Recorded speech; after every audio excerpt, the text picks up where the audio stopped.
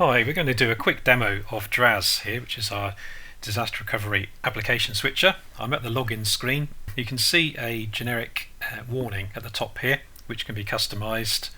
It's kind of a disclaimer. You can also customize the logo. This is basically an HTML page that you can customize. So I'm just going to log in as admin. Of course, you can create different administrator accounts with specific permissions.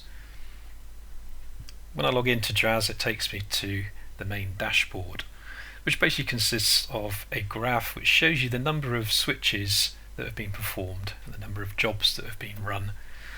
Defaults to the last 7 days. We can change the view, look at the last 30 days or the last year, and this basically just gives us a quick indication of how many jobs and services are being switched. So it's kind of quite handy from a compliance perspective to prove that you are actually running BCP tests or DR plans. You get a snapshot similarly down here of the number of services that have been switched, and also a quick snapshot of the number of states that different services can be in. Now the whole point of DRAS is to allow you to switch services without actually logging into a GUI for DDI, such as Infoblox or Bluecat or even Microsoft DNS. So what we do is we define the services that are running in the environment and the specific states that they're going to be in. So here we've got a number of services that have been defined. If we just look at HR Web, which is our HR application, it tells us straight away that HR Web is currently in this state Equinix-Lund. So this is customizable. So each service can have a number of states, and the name of the state is customizable. So we can have a number of services, for instance, in Equinix London or Equinix New York City or Equinix Sydney. And if you're not aware, Equinix is a large provider of data centers around the world. So you can run your applications in an Equinix data center. And the idea is you can use an alias, in this case HR Web. We can see here it's actually a CNAME record, and that CNAME is going to point to one of these FQDNs dependent upon where the application is actually running at any given time. So what this is basically telling us is at the moment the application is running in Equinix's London data center, and the alias is pointing to HR Web 1. So I can check that by looking in DNS. So for instance, if I just issue a DNS query to my DNS server for hrweb.company.com, put a dot at the end, so you can see it comes back. HR Web is the name of the application, which is an alias pointing to HR Web 1, which is the server that's actually running the application on this particular IP address.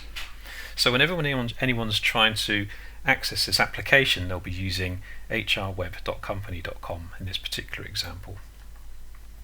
Now what we can do for each service is have a job, and a job basically dictates what state that service will be switched to.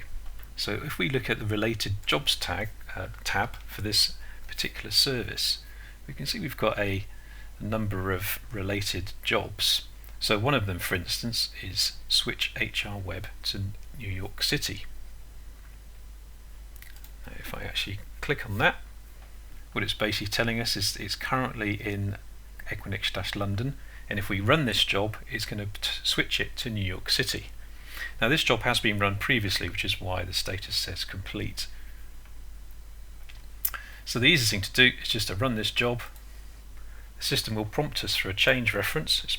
It's optional, but you can use this field to record change request numbers. In fact, you can see there's one that came up there which I've typed in previously.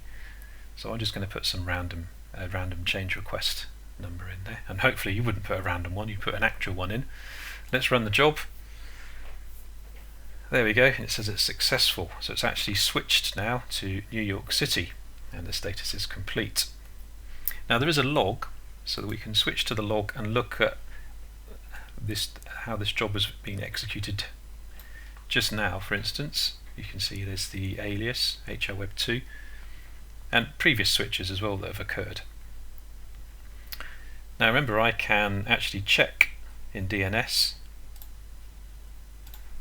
if I just look up that alias again, notice it was looking at HR Web 1, now it's pointing to HR Web 2 and the IP address has changed.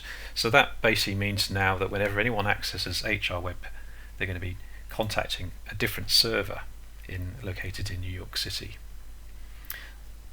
We can also verify that by looking in Infoblox. So you can see here it was pointing to HR Web 1.